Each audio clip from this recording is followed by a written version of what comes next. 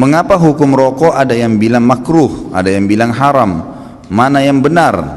Menurut anda kira-kira gimana? Coba, begini, saya pernah ceritakan itu hari. Ada seorang guru di Saudi, saya ingatkan kembali, berdialog sama seorang syekh. Syekhnya dibilangin sama guru ini, guru sekolah ya, dia berpendidikan, dia bilang, syekh, kenapa anda mengatakan rokok itu haram? Apa sebabnya? Kata syekhnya, sementara dalam Al-Quran tidak ada dalil menyebutkan rokok secara khusus, nggak ada. Kenapa harus dibilang haram? Kata syekhnya, kau makan apel? Dia bilang iya. Kau makan jeruk? Iya. Baik, ada nggak disebut dalam Al-Quran apel sama jeruk? Dia bilang tidak ada. Baik, itu tidak ada, tapi boleh dimakan. Kenapa? Karena masuk dalam umumnya firman Allah, Allah menghalalkan semua yang baik-baik dan Allah mengharamkan yang khaba'ith, yang buruk, gitu kan?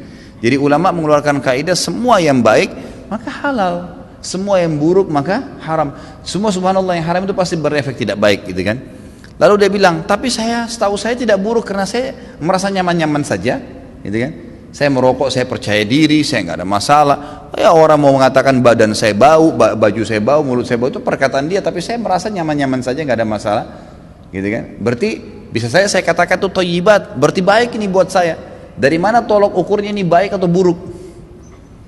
Kata syekhnya, baik, kalau kamu mau lebih dalam lagi, sekarang saya tanya, kata syekh, kalau kamu pulang ke rumah habis ngajar, kamu temukan istri kamu lagi pegang rokok, anak kamu lagi pegang rokok, kamu biarin atau kamu larang? Kata gurunya ini, saya larang syekh. Kenapa kau larang? Dia bilang karena itu tidak baik. Nah, ini masuk dalam jawaban kamu sendiri. Kalau baik kamu biarin mereka merokok, beliin kalau perlu, sama-sama rokok ngepul di situ, gitu kan. Tapi enggak ternyata, gitu kan. Jadi lebih baik ditinggalkan, gitu. Jadi jangan berdalih kalau salah dan tetap dilakukan, akuin kesalahan. Itu poin penting. Ini enggak, sudah salah membela, ini masalah ini. Enggak boleh, jadi terus menerus. Kadang-kadang subhanallah ada orang juga supaya dia tetap dalam mempertahankan kesalahannya, mencari orang yang lebih buruk, gitu kan. Ada pernah orang bilang sama saya, Ustadz saya baik Ustadz, kayak sholat saya masih jaga sholat maghrib, teman saya dan tidak sholat sama sekali. Jadi patokannya yang lebih buruk, supaya yang dia tinggalin 4 waktu sholat itu mending, nggak apa-apa gitu. Bukannya dilihat orang yang sholat lebih banyak, ini nggak boleh sebenarnya, gitu kan. Allahu alam. Jadi kalau kita lihat, kalau dikatakan memang kategori ulama di Indonesia, kalau di Timur Tengah saya nggak pernah temukan ada ulama menghalalkan rokok. Di Indonesia ini karena kiai kita terlalu murah gelarnya, ayahnya kiai, anaknya jadi kiai, bisa ceramah berapa kali atau pulang haji jadi kiai juga. Ini luar biasa ini. Saya mohon maaf, bukan menyombongkan diri sama sekali. Saya subhanallah berapa kali ketemu dengan orang-orang kiai ini, saya kalau ketemu subhanallah seperti kalau antum ahli listrik misalnya, kemudian ada orang datang ngobrol masalah listrik, dia nggak ngerti. Misalnya ini listrik ini harus dipasang begini, jaringannya begini, terus dia bilang enggak harus begini, tapi dia salah jelas. Antum pastikan teorinya benar, salah ini orang. Kita akan bilang kok ngawur ini orang ngomong. Subhanallah, di kalangan dakwah penceramah pun begitu.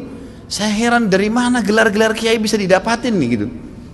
Baca ayatnya salah, hadisnya dikarang-karang, banyak sekali sudah kesalahan. Cerita dongengnya sudah tidak masuk di akal. Orang yang mati bisa hidup kembali lah, ini dari langit lah, ini macam-macam. Yang tidak masuk di akal, ini dari mana orang ini nih gitu.